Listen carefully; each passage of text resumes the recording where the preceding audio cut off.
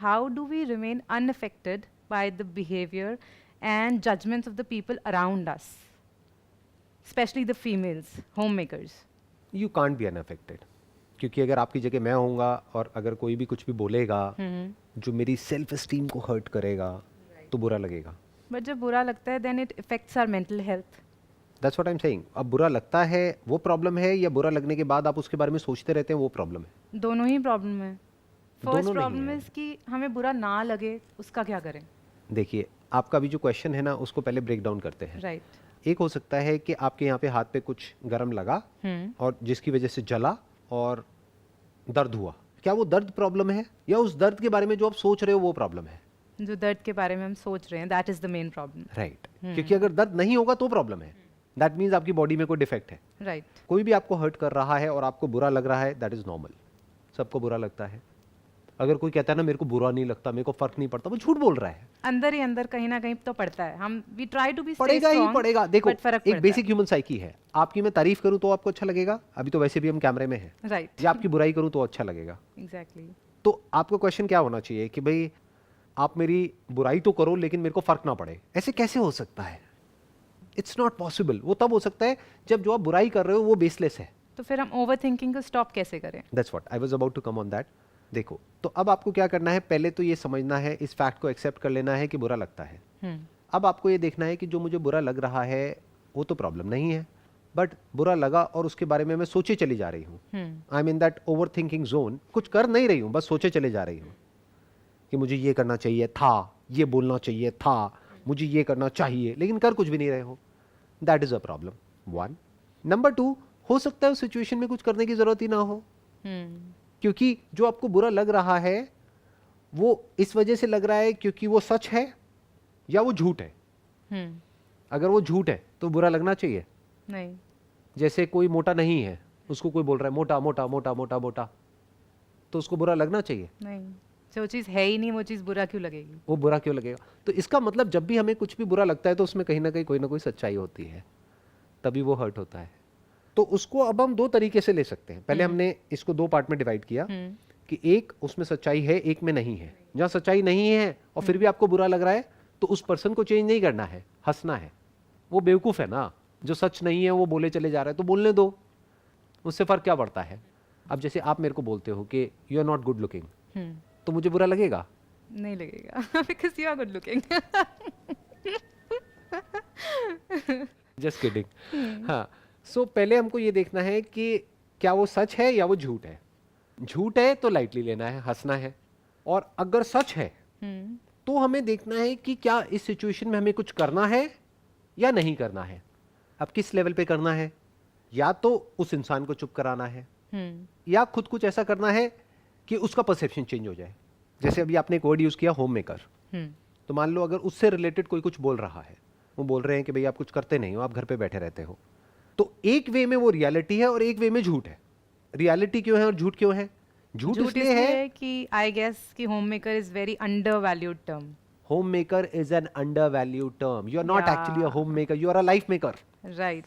दूसरा जो बंदा है जो काम कर रहा है, he is a money maker. Not everybody can be a homemaker. Not everybody can be a homemaker. And homemaker होना कोई छोटी चीज नहीं है, बहुत बड़ी चीज है. उसके लिए बहुत स्ट्रेंथ चाहिए. वो छोटा काम नहीं है, वो अपने आप में बहुत बड़ा टास्क है. कोई कंपनी का सीईओ है, वो काम फिर भी एक लेवल पे आसान है, बट होम का सीईओ होना, पूरे घर को संभालना, घर वालों को संभालना, लोगों को संभालना, उनके एक्सपेक्टेशंस को मैनेज करना, जो बच्चे हैं उनको संभालना, वो अपने आप में छोटा काम नहीं है. That is a big thing. तो पहले तो ये समझना है. तो इस वे में क्या हुआ, वो झूठ हो गया. तो अगर इस एंगल से आप उनकी बात को सुनोगे तो आप हंसोगे. अगर वो कह रहा है कि आप तो कुछ करते ही नहीं हो, घर पे बैठे रहते हो, तो आप हंसोगे. आप कहोगे अच्छा मैं कुछ नहीं करती हूँ, तुम करते हो. राइट. That is one. अगर कोई ऐसे बोलता है ना कि आप कुछ नहीं करते हो, मैं देखो मैं ये करती हूँ, मैं वो करती हूँ, मैं करती हूँ. क्या करती है? जॉब करती है, वहां से क्या आता है? पैसा आता है. अरे भाई पैसा तो है हमारे पास में, तो ऐसा क्या उखाड़ लिया तुमने? with money. You are successful only if you're earning. Most of the people think like कि भाई अगर आप अपना कुछ कर रहे हो, आप पैसा कमा रहे हो, तब आप सक्सेसफुल हो. ये बिल्कुल बेवकूफों वाला अप्रोच है. This is a foolish way of looking at life. Right. Because पैसे से क्या होता है? जो आप काम कर रहे हो वो इंपॉर्टेंट है या नहीं है? वो आपको खुशी दे रहा है कि नहीं दे रहा है? क्या इंपॉर्टेंट है क्या नहीं है, ये अगर आप नॉर्मल एक दुनिया की नज़र से देखोगे तो कुछ और है। एक्चुअल में जो इंपॉर्टेंट है और जो नहीं है वो कुछ और ही है। एक्चुअल में सबसे इंपॉर्टेंट क्या है लाइफ में, कि जो बच्चे हैं उनको एक ऐसा एटमॉस्फेयर दिया जाए जहाँ पर लव हो, अफेक्शन हो, केयर हो, जेन्युइन केयर हो। तो उसमें क्या बुराई है? उससे अच्छा तो कुछ हो ही नहीं सकता। बच्चों को जो चाहिए वो भी मिल गया, आपको जो चाहिए वो भी मिल गया, और एक घर भी प्रॉपर बन गया। यू डोंट नीड मनी, तभी तो you are staying at home ना। जरूरत नहीं है फिर भी आप पैसा कमाने के पीछे भाग रहे हो पागलों की तरह, वो बेवकूफी है। Do what makes you happy. Do what makes you happy, right. Do what is good for you, not what the society perceives to be good. Societal pressures कभी कभी ऐसे आ जाते हैं ना, when everybody is asking you कि what do you do, and most of the females will reply like I am just a housewife. उनके अंदर वो कॉन्फिडेंस लेवल क्यों नहीं आता? You are not just a housewife, you are something beyond that, you have a own personality.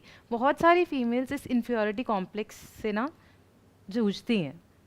So what do you have to say to those females कि उनको inferior नहीं feel करना चाहिए? देखो दो चीज़ें हैं, एक ये है you are a homemaker और आप बिजी हो पूरी तरीके से, एंड फाइनेंशियली आपको कोई प्रॉब्लम नहीं है। Exactly. जो आपके हस्बैंड है वो अच्छा कमा रहे हैं, there is no issue. But यहाँ पर ये भी हो सकता है कि आप होम मेकर हो, बच्चे आपके बड़े हो गए हैं, वो अपना ध्यान खुद रख रहे हैं, आपके पास में स्पेयर टाइम है। तो उस स्पेयर टाइम में आप क्या कर रहे हो, दैट इज़ इंपॉर्टेंट।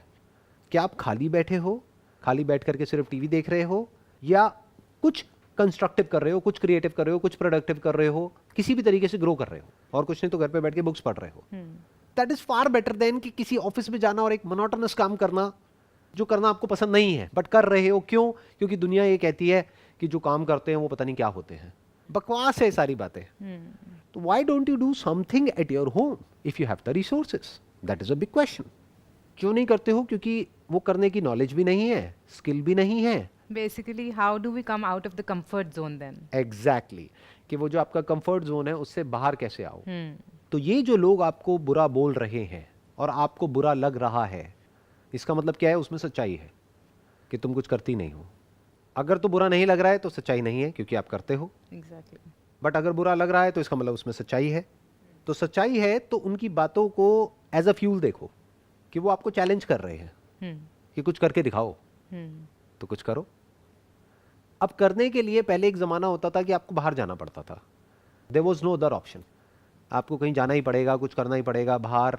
अगर अपना कुछ करना है तो एक स्टोर खोलना पड़ेगा, अगर अपने बेस पे कुछ करना है तो या फिर कहीं जॉब करनी पड़ेगी, कुछ ना कुछ करना पड़ेगा जो कि घर से बाहर है। अब टाइम पूरी तरह से चेंज हो चुका है। आप घर पे बैठे बैठे इतना कुछ कर सकते हो जिसकी कोई हद नहीं है। अपने आसपास में देखो लोग क्या क्या कर रहे हैं। आई एम श्योर आपका बहुत बड़ा एक अपना सर्कल होगा, फ्रेंड्स होंगी, रिलेटिव्स होंगे, वहीं से बहुत कुछ शुरू किया जा सकता है। उसके अलावा ऑनलाइन बहुत कुछ किया जा सकता है। आपको ये देखना है आपका पैशन क्या है, जिस भी चीज़ में आपका इंटरेस्ट आ रहा है नेचुरली उससे रिलेटेड बहुत सारी ऐसी सर्टिफिकेशंस है जो आप ऑनलाइन बैठे बैठे घर पे ले सकते हो। फिर अपने विजिटिंग कार्ड्स बनवा सकते हो, 200-400 रुपए में विजिटिंग कार्ड तैयार हो जाते हैं। अब कोई भी पूछता है क्या करते हो, ये करती हूँ जी। अब एक है आप सिर्फ उनको चुप कराने के लिए वो कार्ड उनको दे रहे हो, और या एक्चुअल में आप वो करना चाहते हो।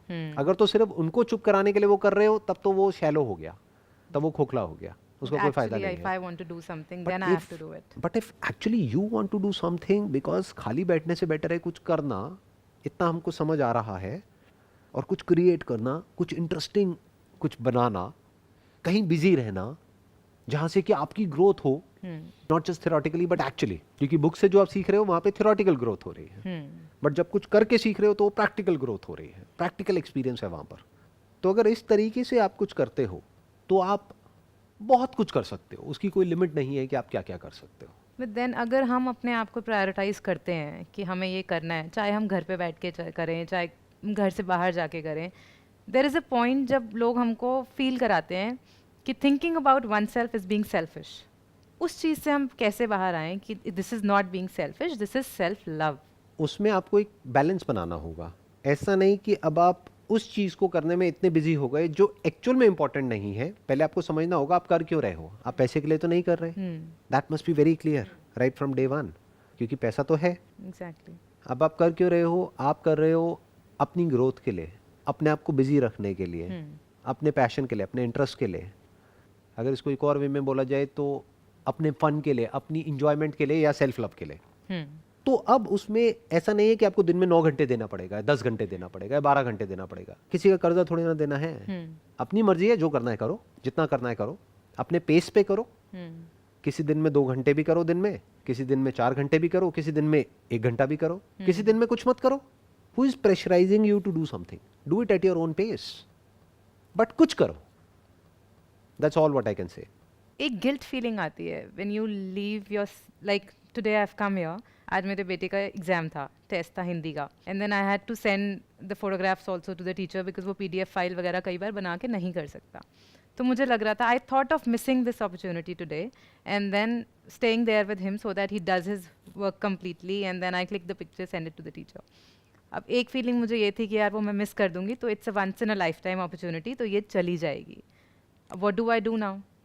फिर मैंने इसकी टीचर से बात की, मैंने उनको मैसेज किया that will it be fine, because 12 o'clock मेरा सेशन था एंड 12 o'clock उसका एग्जाम स्टार्ट था। So I told him that it's your responsibility now, अब आपको करना है, अपने आप करके मुझे फ़ोटो क्लिक करके भेज देना एंड मैं मैम को अपने अकॉर्डिंगली भेज दूँगी। सो आई डिड दैट, बट कहीं ना कहीं मुझे एक गिल्ट फीलिंग आ रही थी कि यार उसका कुछ मिस हो जाएगा, तो he will miss something in life. यहाँ पर हमको ये समझना पड़ेगा कि जिसको हम प्यार कहते हैं वो क्या है और अटैचमेंट क्या है। अटैचमेंट हमको ब्लाइंड कर देता है, प्यार हमको फ्री कर देता है। आपका जो बेटा है, आप क्या कहोगे कि आपको उससे एक्चुअल में प्यार है और कब कहोगे कि अटैचमेंट है? ये कैसे फ़र्क करोगे in day to day life? You tell. ठीक है, मैं ही बताता हूँ। देखिए, जितना आप बच्चे को इंडिपेंडेंट बनाते चले जाओगे, जितना वो सेल्फ डिसिप्लिन्ड होता चला जा रहा है, बिना आपके कुछ भी बोले, बिना आपकी प्रेजेंस के वो खुद चीज़ों को मैनेज कर रहा है, उतना ही आप उसको प्यार करते हो। यानी जितना वो आपसे दूर जा रहा है, उतना ही आप उससे प्यार करते हो। जितना आप उसको पकड़ करके रख रहे हो, उतना ही आप उससे अटैच्ड हो। That has got nothing to do with love. जैसे घोंसले में एक पक्षी होता है, तो एक ऐसा पॉइंट आता है जब माँ को अपने बच्चे को धक्का मारना होता है, उसको लात मारनी होती है। अब कई बार क्या होता है, वो बच्चा नीचे गिर के मर भी जाता है, कई बार उड़ भी जाता है, बट वो लात, वो धक्का बहुत ज़रूरी है उसके लिए, नहीं तो वो कभी उड़ ही नहीं पाएगा।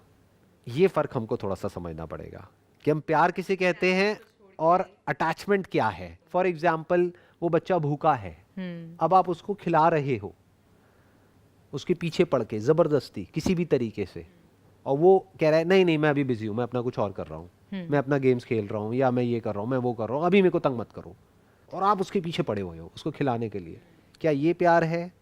या फिर प्यार ये है कि आपको बुरा लगेगा क्योंकि आपका बच्चा भूखा है, लेकिन उसको छोड़ दिया, मत खाओ, ब्रेकफास्ट मत करो, लंच मत करो, डिनर मत करो, अगर करना है तो ये टाइमिंग है, जहाँ पर आपकी स्टडी टेबल है वहाँ पर नहीं होगा, ये डाइनिंग टेबल है, यहाँ पर इतने से इतने बजे तक लंच रहता है, जहाँ पर कि मैं लंच करती हूँ, अगर आपको करना है तो मेरे साथ में बैठ के यहाँ पे कर सकते हो, नहीं करना है, भूख नहीं है, दैट्स ओके। आप अकेले बैठ करके लंच कर रहे हो, पोलाइटली डिसिप्लिन करना, उसमें कोई गिल्ट नहीं है। आपने खाया, आपका बच्चा भूखा है, बट ये काम हुआ 1 दिन 2 दिन, उसके बाद उस बच्चे को भूख लगेगी, वो खुद अपने आपके आप पास आ खाना जाएगा। मांगने आएगा, वो खुद डिसिप्लिन्ड हो जाएगा। एक है कि आप उसको डिसिप्लिन करने की कोशिश कर रहे हो, चीख करके, चिल्ला करके, गुस्सा करके, मार करके, पीट करके, जैसे ज़्यादातर लोग इंडिया में पेरेंट्स करते हैं। एक है कुछ ऐसा कर दिया कि हर चीज़ को पहले से डिफाइन कर दिया कि ये ऐसे होता है, ये ऐसे होता है, ऐसे होता है, ऐसे होता है, और वो जो आपने उसके लिए डिफाइन किया वो ही अपने लिए डिफाइन किया। ये नहीं कि उसको कुछ और बोल रहे हो करने के लिए, आप खुद कुछ और कर रहे हो, कि डाइनिंग टेबल पे फोन अलाउड नहीं है, तो ऐसा नहीं कि आप खुद फोन पे लगे हुए हो इंस्टाग्राम पे। You have to और set an example first. you have to set an example, ना? If you are creating a rule, that rule has to be same for you and for him, तब वो follow होगा। नहीं तो micro manage करके तो कुछ भी फॉलो नहीं होता है। पीछे पड़े रहो, बोलते रहो, बोलते रहो, बोलते रहो। ये टिपिकल मैंने प्रॉब्लम देखी है बहुत लोगों के घरों में, specially in the case of home makers, क्योंकि वहाँ पे क्या है, इंडिपेंडेंट तो कुछ होता ही नहीं है। और 24/7 we are available. 24/7 आप उसके आसपास में घूम रहे हो, देखते जा रहे हो। बिल्कुल ऐसा है कि आप कहीं पे जॉब कर रहे हो और कोई बॉस है 24 घंटे आपको देखे चले जा रहा है और बस कमियां ही निकाल रहा है, ये क्यों नहीं किया, वो क्यों नहीं किया, ये क्या है, वो क्या है, वो क्या है, वो क्या है, वो क्या है। जो एम्प्लॉई है वो भी पागल हो जाएगा, बॉस भी पागल हो जाएगा। सही तरीका क्या होता है, बॉस ने क्लियर कट लिख करके दे दिया अपने एम्प्लॉय को कि ये रोल्स हैं, ये रिस्पॉन्सिबिलिटीज हैं, ये रिवॉर्ड है, ये पनिशमेंट है। Leave it up to them then. करना है करो, Do it. नहीं करना है मत करो, that's your call, that's your department, that's not my department. खत्म। तो ये आपने क्या किया, डेलीगेट कर दिया। That is real love, that is real care, क्योंकि अब आप उसको इंडिपेंडेंट कर रहे हो, अब वो आप पे डिपेंड नहीं है। ऐसा ही बच्चों को बनाना होता है। मैं तो यहाँ तक जाता हूँ कि मैं अपने बच्चों को ये तक बता देता हूँ कि देखो मैंने ये इंश्योरेंस कराई है, यहाँ पे रखी है, वहाँ पे रखी है। उनको बुरा भी लगता है सुनने में, कहते हैं पापा ये सब बातें क्यों करते हो हमसे आप। आई मेक श्योर कि वो किसी भी तरीके से इंडिपेंडेंट हो जाए, कि कल को मुझे कुछ भी हो जाए तो उनको ना तो किसी के पास जाना पड़े, ना किसी भी तरीके से कुछ सोचना पड़े कि मैं क्या करूं। उनको पहले से सब पता होना चाहिए। Good point you touched is about investments. अब मेल्स तो बहुत सारी इन्वेस्टमेंट्स करते रहते हैं, कुछ फीमेल्स को बताते हैं, कुछ फीमेल्स को नहीं भी बताते हैं। फीमेल्स के पास कोई ऐसा, स्पेशली जो होम मेकर्स होती हैं, उनके पास कोई सोर्स ऑफ इनकम नहीं होती। उनके पास जो उनकी सेविंग्स हैं वही उनकी इनकम है। A penny saved is a penny earned. So वो किस चीज़ में इन्वेस्ट करें so that later on in their life उनको अगर कभी इनकम चाहिए, कुछ पैसे चाहिए, सो इट हेल्प्स देम। आप क्या कर सकते हैं, आजकल ना ऐसी बहुत सारी ऐप्स आ गई हैं जहाँ पे आप अपने मोबाइल से ही कनेक्ट करके या तो स्टॉक मार्केट में इन्वेस्ट कर सकते हैं, या फिर म्यूचुअल फंड्स में इन्वेस्ट कर सकते हैं, या फिर इंश्योरेंस करा सकते हैं, या फिर डेट फंड्स में इन्वेस्ट कर सकते हैं। मैं आइडियली आपको सजेस्ट करूंगा, अगर आपकी रिस्क एपेटाइट ज़्यादा नहीं है, मतलब आपको पैसे को सेव करके रखना है, तो घर में रखने से अच्छा या बैंक में रखने से अच्छा या बैंक में एफडी कराने से अच्छा आप डेट म्यूचुअल फंड्स में इन्वेस्ट कर दीजिए। ओके। उसमें क्या बेनिफिट है, आप कभी भी निकाल सकते हैं जब भी आपको ज़रूरत पड़ी। आप एक क्लिक करेंगे आपके बैंक अकाउंट में पैसा होगा और कोई एग्जिट लोड नहीं होता है। जैसे कुछ डायनामिक बॉन्ड फंड्स होते हैं, दोज आर वेरी गुड। आप थोड़ा सा और एक्सप्लेन करेंगे इसको? बहुत सारी कंपनीज के होते हैं जिस पे रेटिंग होती है, वो आप जा करके मनी कंट्रोल पे देख सकते हैं, वैल्यू रिसर्च पे देख सकते हैं। तो उसमें क्या बेनिफिट होता है कि वो जो फंड होता है ना, वो AAA रेटेड सिक्योरिटीज में होता है। ओके। वो जो फंड्स होते हैं वो वेल रेटेड होते हैं, मानो उनको 4 स्टार 5 स्टार मिले, तो आपको दिमाग नहीं लगाना है। ये कहाँ इन्वेस्ट करते हैं, गवर्नमेंट की जो सिक्योरिटीज हैं या फिर कोई भी AAA रेटेड सिक्योरिटीज हैं, मतलब more secure than your FD in a bank, right. वहाँ पर ये इन्वेस्टमेंट होता है। प्लस वहाँ पे जो टैक्सेशन होता है वो बहुत कम होता है, कि 3 साल बाद अगर आप 3 साल के लिए उस फंड को वहाँ पर रखते हैं, तो 3 साल बाद जब आप विड्रॉ करते हैं तो उसमें इंडेक्सेशन को मिला करके जो ओवरऑल आपको टैक्स देना होता है वो बहुत ही कम होता है। मैं क्या सजेस्ट करूंगा, अगर मेरे से आप पर्सनल लेवल पे सजेशन मांगेंगे, कि अभी फिलहाल मार्केट बहुत ऊपर है, स्टॉक मार्केट, आपको पता होगा थोड़ा बहुत उसके बारे में। A little. Because my father keeps on doing it, so he keeps on telling me also to invest in mutual funds and all those things. So I've just started with the process. So I was keen to know that ठीक है, what तो other things आप can we have. मेरे से अगर personally पूछेंगे कि क्या स्ट्रैटेजी होनी चाहिए, मैं ये कहूंगा अभी मार्केट ग्रीड ड्रिवन है, Okay. बट हर 5-10 साल में एक बार ऐसा पॉइंट आता है जब वो फियर ड्रिवन हो जाती है। वो कुछ टाइम के लिए होता है, कुछ महीनों के लिए या कुछ सालों के लिए। तब आप क्या करना, एक क्लिक करना और अपना ये जो डायनेमिक बॉन्ड फंड में आपने पैसा डाला है ये सारा इक्विटी में शिफ्ट कर देना, 5 स्टार रेटेड फंड्स में। Okay. तो तब तक आप डेट में रखो और तब आप इक्विटी में शिफ्ट कर जाओ, लार्ज कैप में। उसका एक बहुत बड़ा बेनिफिट होगा आपको। Right. अगर over a period of time देखा जाए तो डेट फंड में रिटर्न आती है 7-8%, 9% की ऑन अ कंजर्वेटिव साइड, और इक्विटी में आ जाती है अगर सही टाइम पे इन्वेस्ट किया जाए। अब मार्केट को आप टाइम नहीं कर सकते, बट म्यूचुअल फंड के पॉइंट ऑफ व्यू से ये कर सकते हैं जो मैं कह रहा हूँ, कि मार्केट की पीक से 40% नीचे जाते ही सारा फंड उसमें लगा दो। तो अगर आप इस तरीके से चलते हैं तो down the line, may be 10 years 20 years down the line, आप एक्सपेक्ट कर सकते हैं साल की रिटर्न मे बी अराउंड 15% के आसपास on a conservative basis, Okay. इस स्ट्रैटेजी के बेस पे, जिसको अगर आप कंपाउंडिंग को बीच में ले आते हैं, तो अगर आप एक छोटा सा अमाउंट भी इन्वेस्ट करते हैं, वो आने वाले 20 साल बाद इतना बड़ा हो जाएगा जितना you can't even think in the wildest of your dreams. Right. अब बात आती है अपना क्या किया जाए, तो there are lot of things that you can do. जैसे अभी अगर फॉर एग्जांपल देखा जाए, आपके माइंड में कुछ है ऑलरेडी कि क्या करने का आप सोच रहे हो? मेरा इंटरेस्ट राइटिंग में भी है, मेरा इंटरेस्ट ड्राइंग्स में भी है. आपका इंटरेस्ट दो चीज़ों में है, एक है राइटिंग में, एक है आर्ट में. किस में Yeah. ज़्यादा है? बहुत इक्वली, फिर भी जहाँ ध्यान लग जाए. किस में ज़्यादा एफर्टलेसली ध्यान लग जाता है और किस में आप एक्चुअल में अच्छे हो? इसको इस तरीके से रखते हैं. I guess art. आर्ट में अच्छे हो आप? आर्ट मतलब थोड़ा सा और एक्सप्लेन करेंगे, किस तरह की art? Art as in colouring, painting. I enjoy doing it basically. You are saying you are good at art. क्या आप कोई ऐसी आर्ट बना सकते हो जिसको लोगों को अपने घर पे दीवार पे लगा करके अच्छा लगे, बिल्कुल. टी शर्ट पे पहनने में अच्छा लगे? Because being a female you know it better कि भाई ऐसी कौन सी टी शर्ट आपको खुद को पहन के अच्छी लगेगी जिसमें कोई ऐसी आर्ट हो, कुछ ऐसा हो जो और कहीं ना हो. Something unique and different. Something unique and different with their name written on it. जैसे whatever your name is, full name, आपका सिग्नेचर होगा उस पे और वो आर्ट होगी. तो जो परचेज कर रहा है उसका नाम आएगा वहां पर with that art of yours.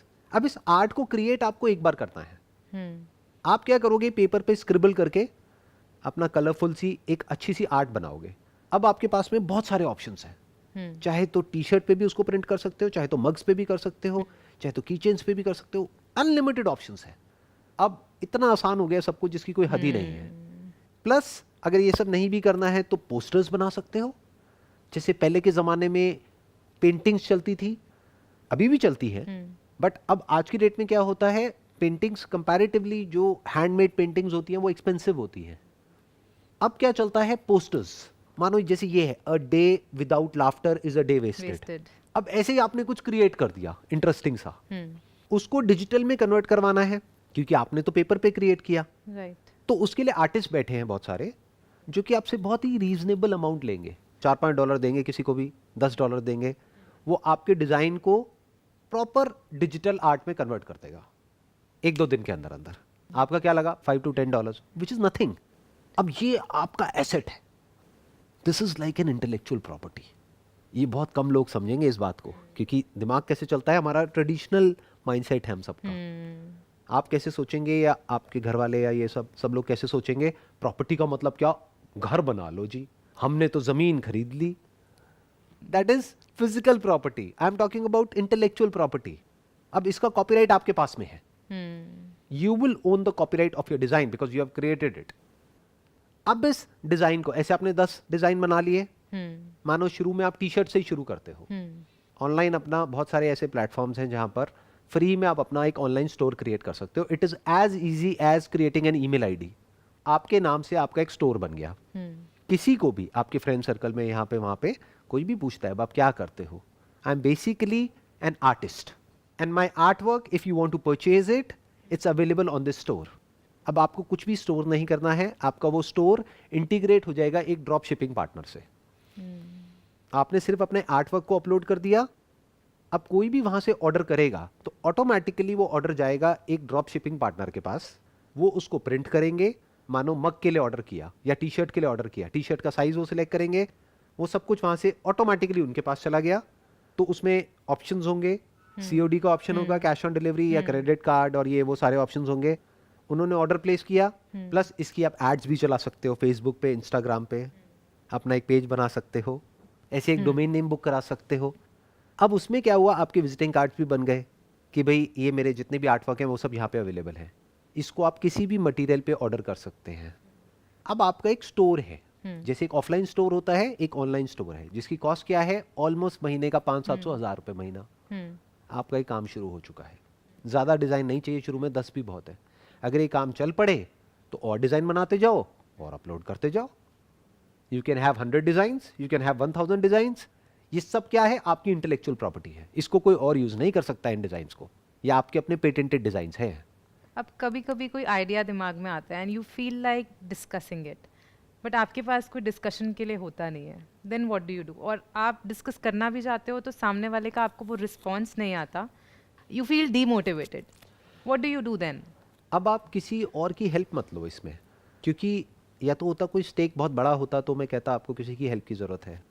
आपने अभी बात करी अपनी सेविंग्स की, इन्वेस्टमेंट की, तो दैट मीन्स आपके पास में पैसा है, आपको पैसे की कोई कमी नहीं है. महीने का 2-4 हज़ार रुपये तो स्पेंड कर ही सकते हो ना. इससे ज़्यादा तो आप करते ही होगे. इससे बहुत ज़्यादा. तो 2-4 हज़ार रुपये अपने पे लगाओ ना. इसमें किसी से क्या डिस्कस करना है? सीखना ही तो है, ये सब कैसे करना है सीख लो। सीखने के लिए कोई एज थोड़ी ना होती है। ये इंडिया में बेसिकली जो मेंटल ब्लॉक है ना, ये बेसिकली ऐसा है कि एक एज के बाद में जा करके ना आदमी ऐसा हो जाता है, अरे मेरे को नहीं पता मैं क्या करूँ, ये वो। जैसे आपने टिपिकल घरों में देखा होगा जो बड़े होते हैं एज में, अरे मुझे नहीं पता इस मोबाइल को क्या करूँ, अरे बेटा तू बताइए है ना। बच्चे पे डिपेंड हो गए हैं, जबकि बच्चे से ज़्यादा उनको पता होना चाहिए। अरे बच्चा आकर के उनसे पूछे, समझ आता है। आप बच्चे से जा करके पूछ रहे हो, how does it make sense? Plus क्योंकि आपने ये बात बोली है तो मैं एक और यहाँ पे ऐड कर सकता हूँ, इसमें आप अपने बेटे की भी हेल्प ले सकते हो, because I am sure he is going to be tech savvy. वो आपको हेल्प करेगा। तो ये सिंपल आइडिया है जिसकी मैंने बात करी, नो कॉम्प्लिकेशंस एट ऑल।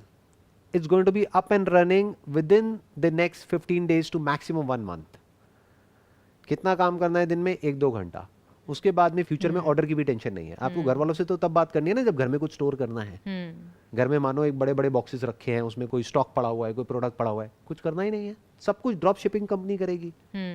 उस टी शर्ट को या उस पेंटिंग को, उसको कैनवस पे प्रिंट करना, फ्रेम करना, वो सारी रिस्पॉन्सिबिलिटी उनकी। पेमेंट कलेक्ट करने तक की रिस्पॉन्सिबिलिटी उनकी। आपको सिर्फ पैसे गिनने हैं बैठ करके, बस खत्म। मानो यहाँ से ज्यादा नहीं आता, महीने का 10-20 हज़ार रुपये भी आ जाता है, वो इम्पोर्टेंट नहीं है आपके लिए, क्योंकि आपके लिए पैसा तो इम्पोर्टेंट है ही नहीं है।